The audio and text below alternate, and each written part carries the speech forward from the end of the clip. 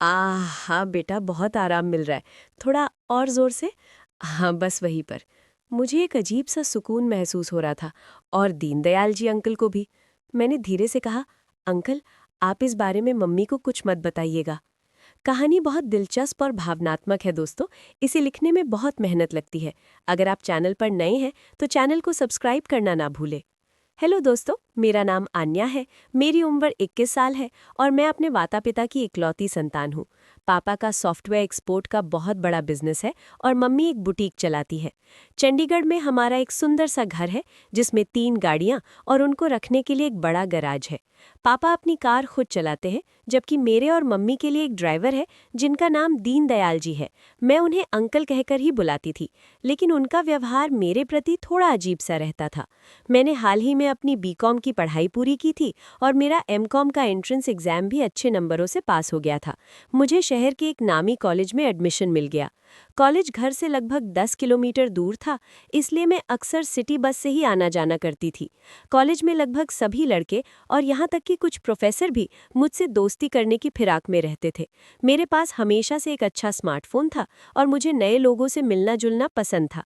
हमारे ज्यादातर प्रोफेसर की उम्र 45 से ज्यादा ही थी। ये बात उन दिनों की है जब हल्की हल्की ठंड शुरू हुई थी। मैं कॉलेज जाते समय जीन्स, टॉप और ऊपर से एक श्रग या डेनिम जैकेट पहन लेती थी। क्लास में एक बेंच पर 2 ही स्टूडेंट्स बैठ सकते थे। मैं हमेशा पहली बेंच पर खिड़की वाली सीट पर बैठती थी। हमारे एक इकोनॉमिक्स के सर थे जो रोज पहला लेक्चर लेने आते थे। वो हमेशा क्लास में मेरे पास खड़े होकर ही लेक्चर देते थे। मैं तो ऐसे दिखावा करती जैसे मुझे कुछ पता ही नहीं, पर मन ही मन स्थिति का आनंद भी लेती थी। कभी कभी सर कुछ ज्यादा ही करीब आ जाते थे, लेकिन बड़ी चतुराई से अपने हाव भाव छिपा लेते थे। कुछ दिन ऐसे ही चलता रहा। मुझे इस खेल में मजा आने लगा था। एक दिन सर ने मुझे देखते हुए पूरी क्लास को सुनाते हुए कहा, आज मौसम काफी गर्म है, मुझे तो गर्मी लगने लगी है। ऐसा कहकर सर ने अपना कोट उतार दिया। उन्हें देखकर क्लास के कुछ लड़कों ने भी अपनी जैकेट उतार दी, पर मैंने नहीं उतारी। सर की आंखें मुझ पर ही टिकी थी। फिर मैंने भी कहा, हाँ सर, गर्मी तो लग रही है, और अपनी जैकेट के बटन फौरन से खोल दिए। अब सर का ध्यान पढ़ाने से ज्यादा मुझ पर था। तभी सर ने जानबूझकर अपना पेन मेरी बेंच के पास गिरा दिया। जैसे ही मैं पेन उठाने के लिए नीचे झुकी, सर मुझे घूरने लगे। मैंने तुरंत पेन उठाकर सर को दिया और ये सब गलती से हुआ, ऐसा नाटक करते हुए अपनी जैकेट के बटन ठीक से बंद कर लिए। मैंने ये सब इतने स्वाभाविक तरीके से किया कि सर को लगा कि जो भी हो रहा है एक संयोग है। खैर, ये सिलसिला काफी समय तक चला, लेकिन मैंने बात को आगे नहीं बढ़ने दिया। सर भी यही समझते रहे कि ये सब अनजाने में हो रहा था। इस बीच सर को ये पता चल गया था कि मैं सिटी बस से आती जाती हूँ, तो वो मेरा पीछा करने लगे। अब कॉलेज के बाद ऐसा होने लगा कि जिस बस से मैं घर जाती, उसी बस में सर भी सवार हो जाते। अगर सीट खाली मिलती तो मेरे बगल में बैठ जाते, और अगर भीड़ होती तो मेरे आसपास ही खड़े रहते। पर उन्होंने कभी कोई गलत हरकत करने की कोशिश नहीं की। एक दिन कॉलेज के बाद हम दोनों बस स्टॉप पर खड़े थे।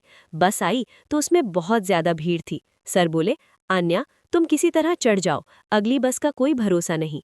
जैसे ही मैं बस के दरवाजे पर पहुंची, सर ठीक मेरे पीछे थे और धक्के मुक्की में हम दोनों बस में चढ़ गए। भीड़ के कारण सर मेरे बहुत करीब खड़े थे। बस के झटकों से उनका शरीर मुझसे टकरा जाता था। मुझे ये सब बहुत अजीब लग रहा था, पर मैं कुछ कर भी नहीं सकती थी। मैंने पीछे मुड़कर सर को गुस्से से देखा तो वो थोड़ा असहज होकर पीछे हट गए। कुछ हफ्तों बाद पता चला कि सर का ट्रांसफर किसी दूसरे शहर में हो गया है। छुट्टियों के बाद कॉलेज फिर से शुरू हुआ और मुझे वो पुरानी बातें याद आने लगी। कई लड़कों ने मुझे प्रपोज किया, पर मैंने किसी में दिलचस्पी नहीं दिखाई। मैंने किसी को अपना नंबर तक नहीं दिया, क्योंकि मैं कोई झंझट नहीं चाहती थी। कॉलेज शुरू होने पर मैंने कुछ नए कपड़े खरीदे, जिनमें जीन्स, टॉप और कुछ सलवार सूट थे। एक दिन मैं कॉलेज से आकर अपने कमरे में पढ़ रही थी, तभी मम्मी ने कहा, चलो ग्रोसरी स्टोर तक चलते हैं, घर का कुछ सामान लाना है। मैं तैयार होकर अपना पर्स लेकर नीचे आ गई। हम दोनों दीनदयाल जी अंकल के साथ गाड़ी में बैठकर बाजार चले गए। हमने घर का राशन और कुछ अन्य जरूरी सामान खरीदा और उसे गाड़ी की डिक्की में रखकर घर की ओर लौटने लगे। रास्ते में मम्मी के फोन पर उनके एक क्लाइंट का जरूरी कॉल आ गया और उन्हें तुरंत बुटीक पर जाना पड़ा। मम्मी ने मुझसे कहा, तुम और अंकल घर जाओ, और हाँ, पीछे ही बैठना, मैं यहाँ से कैब ले लूंगी। वो कैब लेकर चली गई। अब गाड़ी में मैं और ड्राइवर अंकल ही थे। तभी मेरे दिमाग में एक शरारत सूझी। मैं अपने ड्राइवर अंकल के बारे में बता दूं, उनकी उम्र 55 से 57 के करीब होगी। वो मुझे बिटिया कहकर बुलाते थे। मेरे मन में ख्याल आया कि क्यों ना अंकल से गाड़ी रुकवाकर आगे की सीट पर बैठ जाऊं। मैंने रास्ते में अंकल से एक बुक स्टोर पर गाड़ी रोकने को कहा और बोली, एक नॉवल देख कर आती हूँ। मैं अंदर गई, एक किताब खरीदी और बाहर आकर गाड़ी में आगे बैठ गई। बैठते ही अंकल ने गाड़ी घर की ओर बढ़ा दी। इस बीच गियर बदलते समय एक दो बार उनका हाथ मेरी जांघ से छू गया। जब भी मेरी नज़र उनसे मिलती, वो अजीब तरह से मुस्कुरा देते। मुझे उनकी नज़रें अच्छी नहीं लग रही थी। थोड़ी देर में हम घर पहुंचे और गाड़ी गराज में पार्क की। मैं तुरंत गाड़ी से उतर गई और अंकल से कहा, आप अंदर से डिक्की खोलिए, मैं सामान निकालती हूँ। अंकल ने डिक्की खोली और मैं झुककर सामान निकालने लगी। मुझे पता था कि अंकल भी सामान निकलवाने आएंगे और हुआ भी वही। वो भी अपनी सीट से उतरकर पीछे आए। वो बहुत धीरे धीरे सामान निकाल रहे थे और मैं महसूस कर रही थी कि वो बार बार मुझसे टकरा रहे थे। तभी तो हद ही हो गई, वो लड़खड़ाकर मेरे ऊपर ही गिर पड़े। मैंने सहारा देकर उन्हें संभाला, पर ये क्या, उनका शरीर तो बुखार से तप रहा था। मैं किसी तरह उन्हें सहारा देकर अंदर ड्राइंग रूम में ले गई और सोफे पर लिटा दिया। फर्स्ट एड बॉक्स से दवाई निकालकर उनको खिलाई। थोड़ी देर बाद जब उन्हें होश आया तो वो रोने लगे। क्या हुआ अंकल, आप रो क्यों रहे हैं, मैंने पूछा। तब उन्होंने बताया, मेरा भी एक हंसता खेलता परिवार था। तुम्हारी ही उम्र की मेरी एक बेटी थी जो मेरा बहुत ख्याल रखती थी। आज उसकी बहुत याद आ रही है, क्योंकि मेरे सिर में सुबह से ही बहुत तेज दर्द हो रहा है।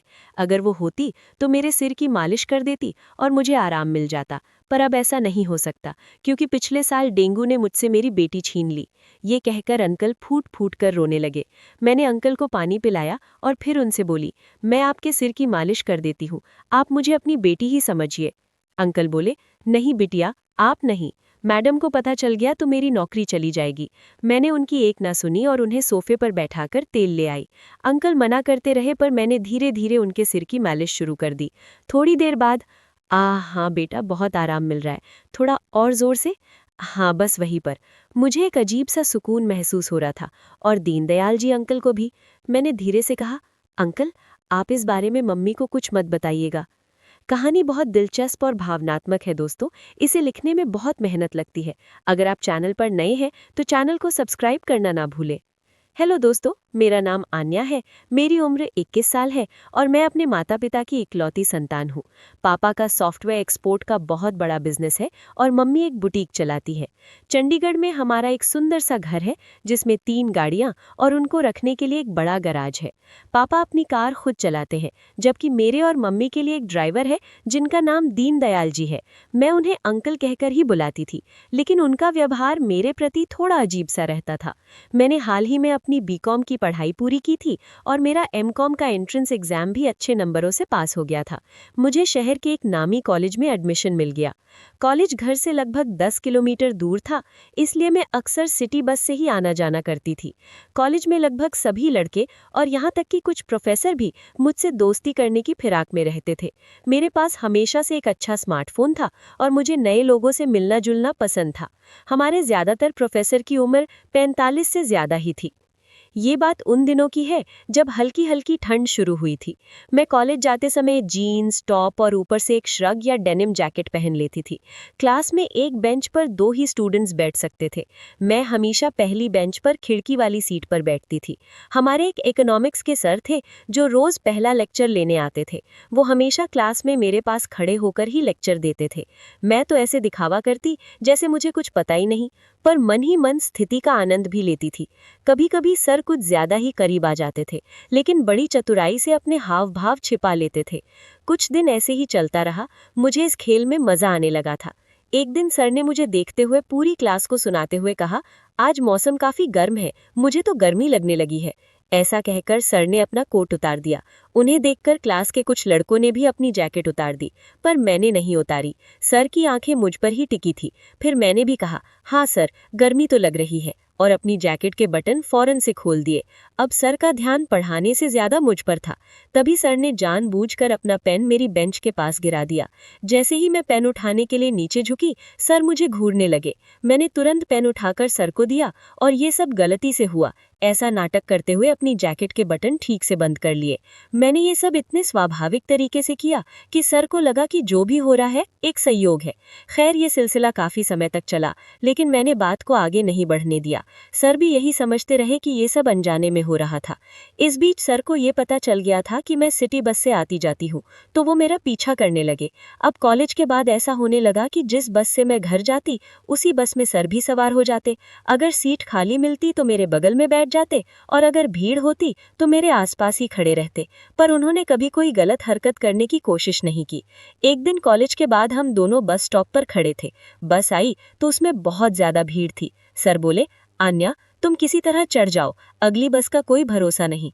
जैसे ही मैं बस के दरवाजे पर पहुंची, सर ठीक मेरे पीछे थे और धक्के मुक्की में हम दोनों बस में चढ़ गए। भीड़ के कारण सर मेरे बहुत करीब खड़े थे।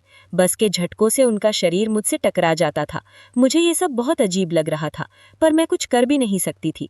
मैंने पीछे मुड़कर सर को गुस्से से देखा तो वो थोड़ा असहज होकर पीछे हट गए। कुछ हफ्तों बाद पता चला कि सर का ट्रांसफर किसी दूसरे शहर में हो गया है।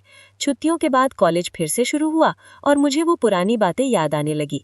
कई लड़कों ने मुझे प्रपोज किया, पर मैंने किसी में दिलचस्पी नहीं दिखाई। मैंने किसी को अपना नंबर तक नहीं दिया, क्योंकि मैं कोई झंझट नहीं चाहती थी। कॉलेज पूरा वीडियो देखने के लिए एरो पर क्लिक करें और हमारे YouTube चैनल को सब्सक्राइब करना ना भूलें।